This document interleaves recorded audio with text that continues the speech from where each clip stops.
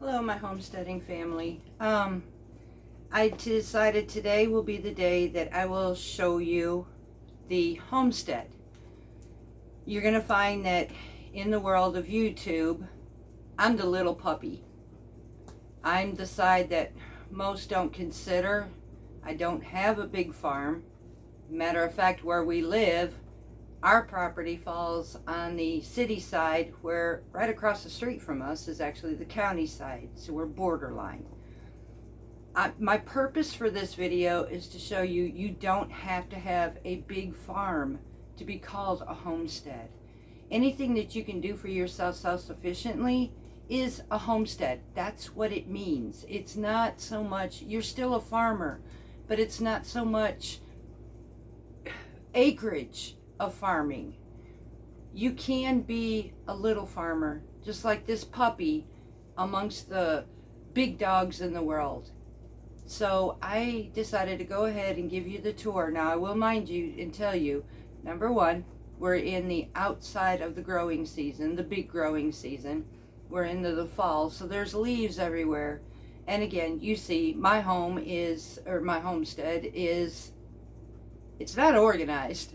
It's very busy. So I'm going to take you out there now. We have all our leaves and all this, but my goal is to show you you don't have to be huge to be a homesteader. I'm going to take you to the tour of our garden system, what we raise. You're going to hear the roosters and see the chickens and the turkeys. And then I'm going to eventually bring you over to a way to help you store seeds. The best places I have found with great germination rates, and some tips and ideas for you that may help you. I'm not just one who's teaching about living with diabetes, but I am a homestead with this in our life. So let's go on our tour and let's see what happens. Now, I'm going to try to keep you without having to go flip-flop here and there. Again, I'm new to this. I'm real, I'm raw, and this is how I am. So let's go take our tour.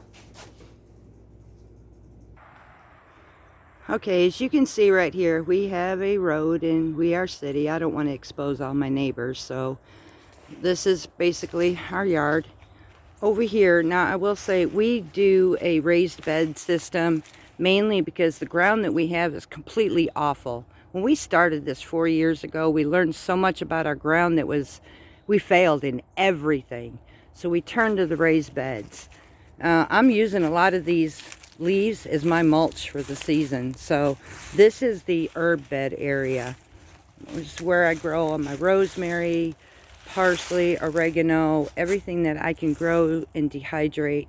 You're going to see a lot of dead because we're in our off season basically. So, but this is how we set up our little raised bed area for our herbs, and then we have our flowers and stuff. So, and now over here, I'll walk you through this little path here to where I have my first 10-foot raised bed that my husband made for me. We do have wood heat, so you're going to find our stacked wood and all here. This is like our canopy type 10-foot raised bed. And sorry about the line. I also I hang my clothes outside. I don't own a clothes dryer. We live a very simple, basic life. We have our basic needs, electricity, internet, and our insurance and stuff, but we don't live outside our means. So it's a very simple life, but we're happy. We don't keep up with the Joneses. Over here, this is interesting. I actually need to share this with you. I'm going to show these as best I can through all these leaves, but this here is green onions. How did I do this? It was not done by a seed, and it wasn't done by a purchased plant per se. I actually went to the grocery store and I learned that the green onions we buy in the bunch, I cut maybe 1 inch to 1.5 inches off the end where the roots are hanging. I stuck them in the ground, and these keep producing for me. I actually got to a point, and I'll show you this one right here. These got so big, they actually produced seeds of their own. I got caught up in things and forgot about them, but they just keep producing. So even a store-bought with a root on the end of it, this will work. Over here, this was interesting. I decided to try yet another herb that's really unique. Let me see if I can get down here. These are crocus flowers. These actually grow saffron. So once the flowers come up, they got 3 little stamens. They're called saffron. I picked the stamens. Now it takes a lot. I've got 25 of these, so it takes a lot to really get a good amount. But this helps me to save money on saffron, which is used basically as a coloring like you would in your rice or other foods. And I wanted to try that. That's one of my new. And then over here, oh, we've had a lot of rain, so I got to clean all this out. But these are our turnip greens, and I'm going to be honest, some things that we struggle with, some things we do fantastic with. And right now we're in a season of cool weather, which these crops should be able to do, but when you get too much rain, it doesn't help. So I've got kale I'm trying to work over here, and our temps have been up and down, warm, cold. We live in Mississippi, and one thing I have learned, we moved from Tennessee. Mississippi is a very humid and hot state. Last year I had a fair good amount of gardening, but in the most part a lot of my vegetables fried. So this year I decided to invest in some shade cloth. I just keep trying. I don't give up. So I'm going to invest in some shade cloth and see if that'll help. But this is one of our growing areas. And then honestly, we use tires too. Anything. I'll use these, I don't know if you can see that, these grow pots. Everything that I can use to utilize 0.34 acres of land. This is all I have. And I make it work. I make it work for us. And I do can, freeze, I dehydrate just from what we do. So I'm going to take you now to one of our biggest investments that we made, which was our 20-foot greenhouses. Now in the summer, those covers come off, and that's where I'm going to cover with these shade cloths to see if we can do better. I will use a swimming pool. Now these here, this was right here. I tried to see about growing my own sesame seeds. They actually worked, but I didn't catch them in time. So I'm going to see if these will come up come spring on their own, because they kind of reseeded themselves. I did get a few, but that's another one of the things that I'm learning. And you may see droplets. It's sprinkling out here. I can't get past the rain for the last 2 weeks. But in here, I'm going to take you into this one. We took this and built this up as a raised bed area. This here is our cauliflower, cilantro. We got some more cauliflower here. I'm trying some Swiss chard at this point. And then we have our itty bitty collard greens. My husband, we actually got those for free, so we thought we'd try them out and put them in the ground. On this end over here, we have our cabbage. I need to do some weeding. Over here we have our radishes, and it looks like I got some that need to be picked. Yes. Over here we have some Italian leaf parsley. And then, like I said, we're growing small. It's just the two of us, so I don't grow on certain vegetables in huge abundance. I had spoken about freezing and dehydrating some things, so I don't want to grow beyond what we will eat and consume fresh. These were just one of those products that I'd rather not preserve and enjoy them fresh. So let's go to the next one over here. Don't want to make you seasick either, so. And this one here, ooh, we got some of these did not make them through the winter, and I have to clean these out, but these are our mustard greens. Over here we have some more cilantro. I happen to really like cilantro, and they dehydrate very well. Our lettuce, I actually need to grow more of that. Some garlic chive right here. And then we have our dill. I'm really surprised this is making it, but so far within this greenhouse. And mind you, this is not a heated greenhouse. We just try to see what works and what don't at this point. We don't really emphasize too much in the fall. We just try to do what we can do. And there's still a lot of cleaning up of the old crops and everything here. These were our summer beds and our pots and stuff like this. And then we'll take you over here to, this is not the most prettiest or fanciest farm, but it is ours. Now, will tell you, we don't raise pets. We will raise for food. And so we have an abundance of chickens at the moment, but some are getting ready to be frozen. And we like the organic side of life. Maybe some don't approve of that, and I really apologize. I don't mean to offend anybody, but as a homesteader and as a farmer, that is the purpose for raising our own food. Right now, all of my girls, which really, really hurts at this moment, all of my girls quit laying on me. I really did not want to go and buy eggs at this point, but and it could be due to the weather change as well. But these are our turkeys that we raise. Hello, Mr. Tom, girls.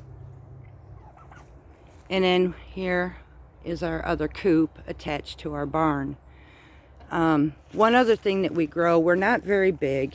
Like I told you, we're just a small time. I'm the puppy amongst the big dog world. But you don't have to have a lot, folks. You really don't. To be able to do anything little, I'm going to encourage you to do so. Now, this is my husband's little project. I'll do a lot. I attend this homestead basically on my own. My husband, he works outside, but he has his own projects on the homestead too. And this would be his little honeybee section. He actually does an amazing job. He's learning this himself, and honestly, we have had the best honey, raw-based honey I could ever have thought of. And then we grow, well, they're pitiful right now, but we grow our own flowers, you know, for the pollination for our honeybees. I have my cactuses, which actually, these are edible. Believe it or not, these are actually edible. They can tend, if peeled, which I learned that, they can tend to taste somewhat like a bell pepper.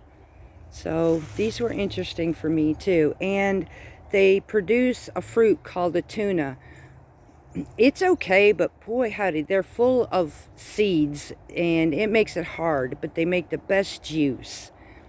Here, it is a pitiful stage, and I'm going to show you another one at this moment. Like I said, we're at our end of our growing season.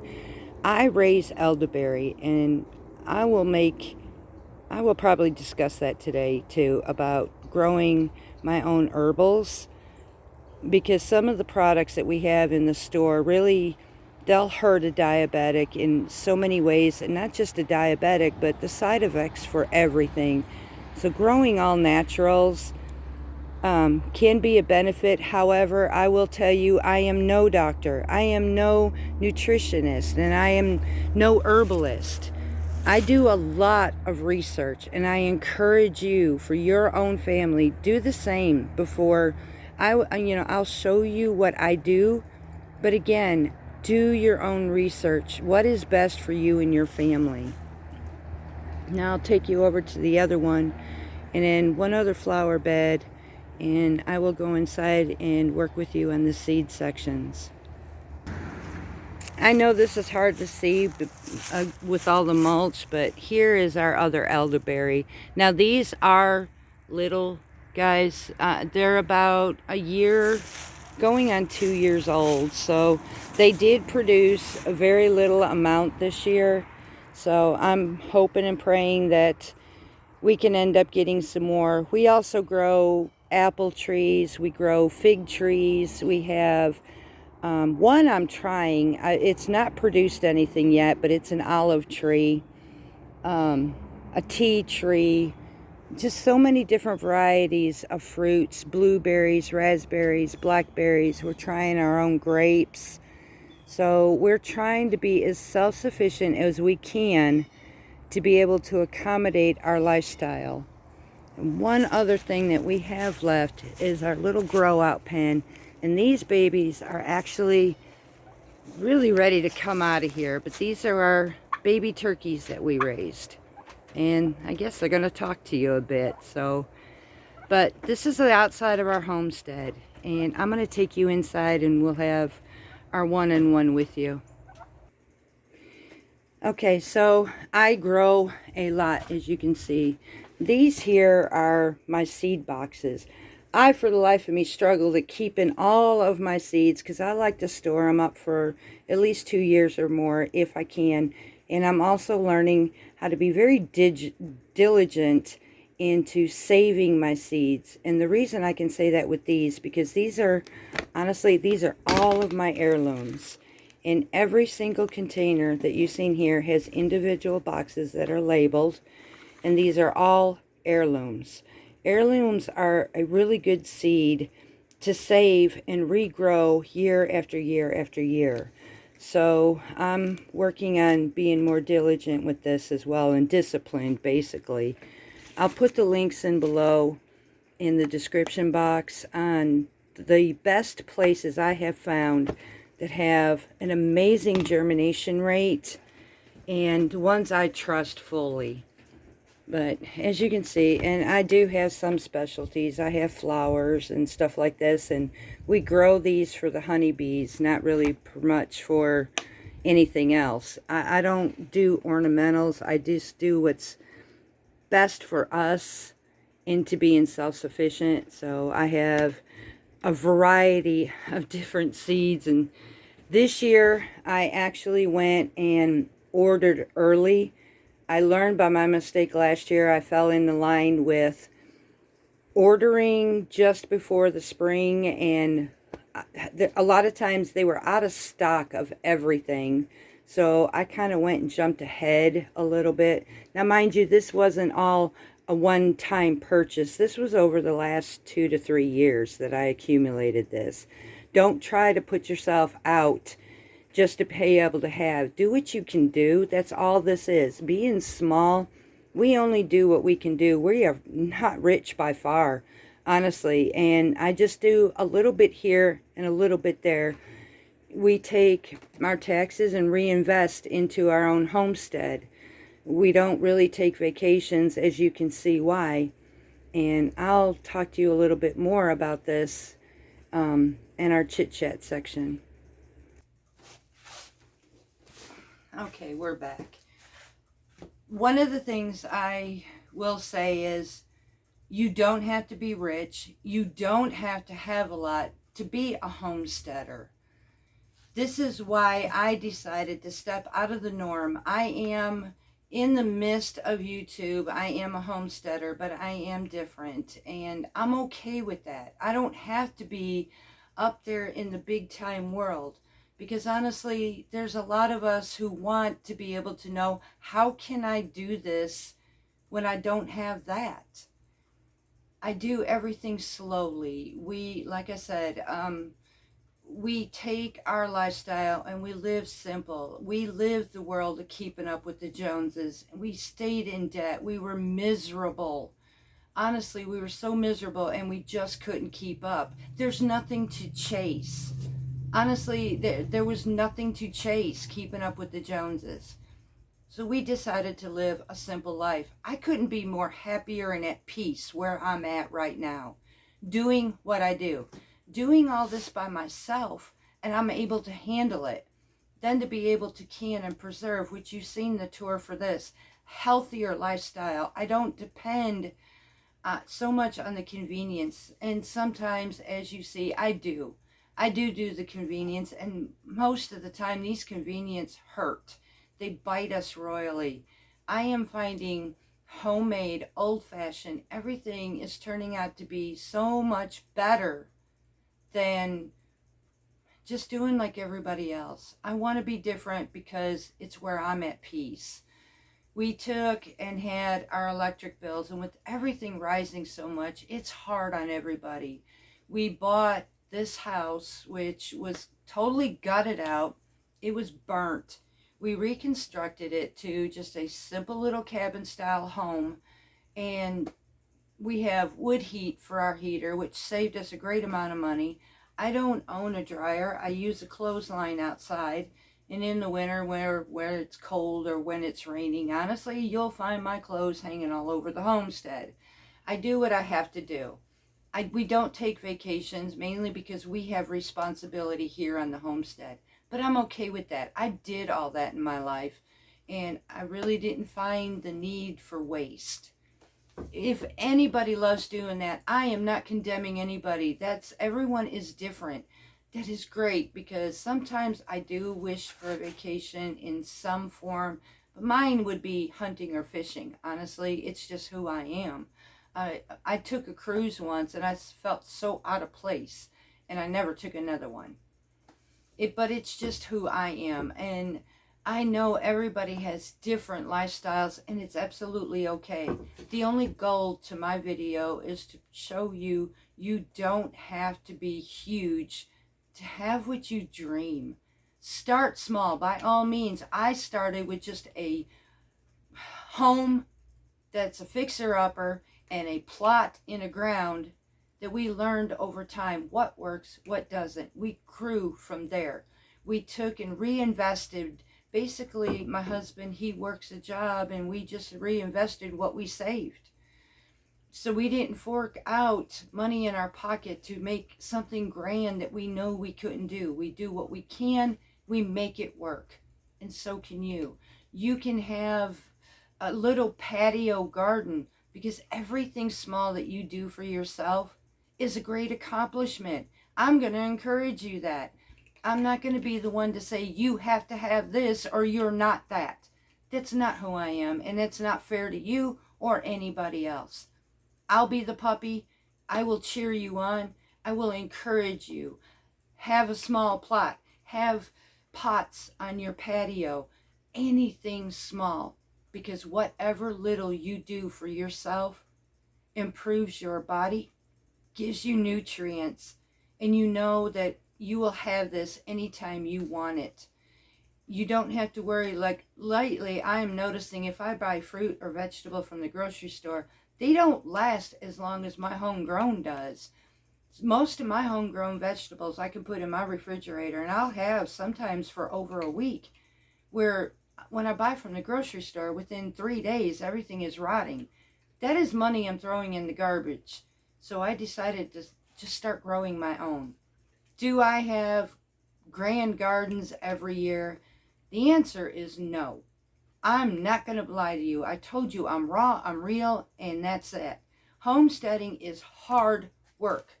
Homesteading is unpredictable. Weather is unpredictable. There are things, our soils, our fertilizers, all of this is what we can do for ourselves. Absolutely. Can we control that? Yes. But there are a lot of things in this we can't control. So know that you will have failures. Know that you will have success.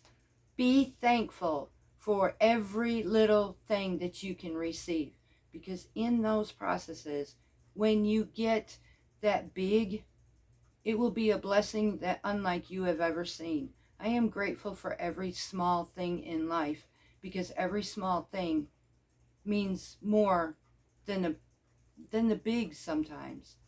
I ended up this year compared to last year. Last year I had a handful of stuff. This year I ended up with more that I can literally can and put on my shelf. That's an accomplishment, and I'm proud of that. Always be proud for every little accomplishment you do for yourself. It's worth it. You did great. Give yourself some credit. You don't have to be perfect, because honestly, homesteading is not a perfect life. It never will be. You will never be perfect, and it's okay. We don't have to be. So I'm hoping that some of this that I share with you bless you all. You keep me humbled in ways you really don't know. You help me more sometimes than I think I help you. So y'all make me get touched in my heart, and I keep my big girl panties on when I do these videos so I don't break down and look like a crybaby. You touch me, And I am so thankful to have you as part of my family. I have, again, so much to share with you. I could be busy for quite some time. Right now is my down season, so it makes it a little easier. When it becomes my busy season in the summer, it may be hard and a little bit struggling to do videos, but I will promise you I will do my ultimate best to keep this going, because I am finding we are forming a family that is unlike anyone else. So thank you. Thank you for your subscriptions and helping me grow. Lord, y'all, I went to bed last night, woke up this morning. You totally surprised me. God bless you. So until next time, like I said, I have so much to share, but I don't want to bore you. So much love from Parton's Heritage Homestead. And until next time, we'll see you again. Thank you.